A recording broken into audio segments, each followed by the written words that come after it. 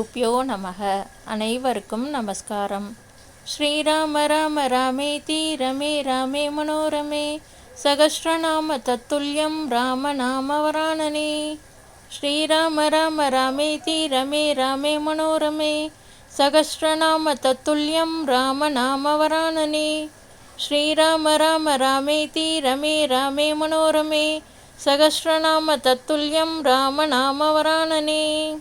இன்றைய தினம் நாம் ராமநவமி என்று கொண்டாடப்படுகிறது என்பதை பற்றி தெரிந்து கொள்ளலாம்.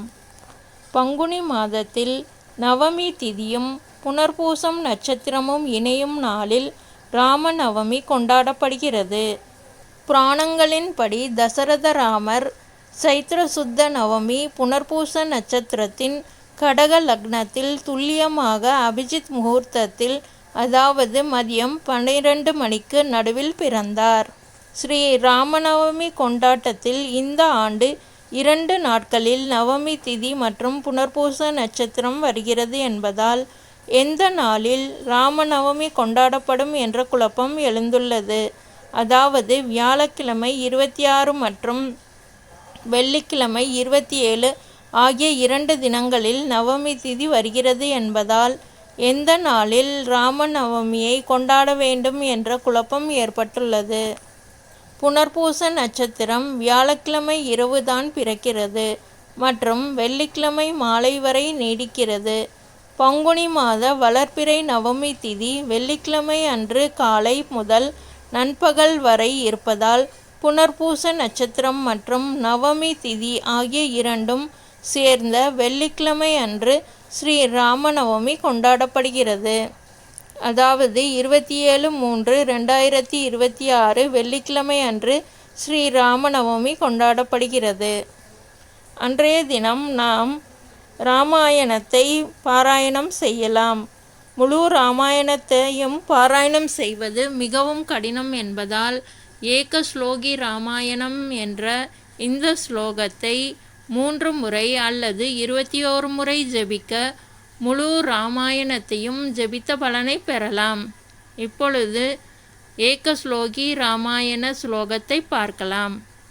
ஆதோ ராம தபோவனனு கமனம் ஹத்வா மிருகம் காஞ்சனம் வைதேகி ஹரணம் ஜடாயு மரணம் சுக்ரீவ சம்பாஷணம் வாலி நிகிரஹணம் சமுத்திரதாரணம் லங்காபுரிம் தகனம் பச்சத் ராவண கும்பகர்ணமதனம் ஏதத் இதி ராமாயணம்.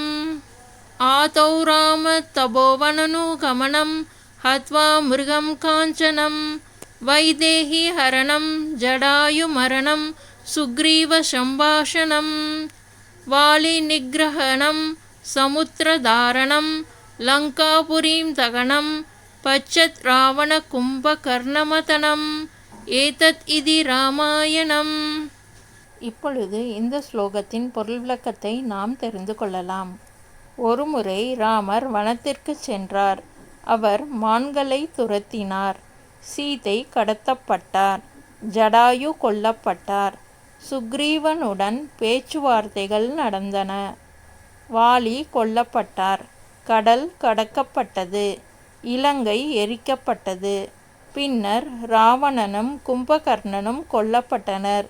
இதுவே சுருக்கமாக இராமாயணத்தின் கதை என்பது இந்த ஸ்லோகத்தின் பொருள் விளக்கம். நாம் ராமநவமி அன்று இந்த ஸ்லோகத்தை பாராயணம் செய்து ராமனின் அருளை பெறுவோமாக. ஜெய் ஸ்ரீராம். சர்வம் ஸ்ரீ கிருஷ்ணார்ப்பணமஸ்து.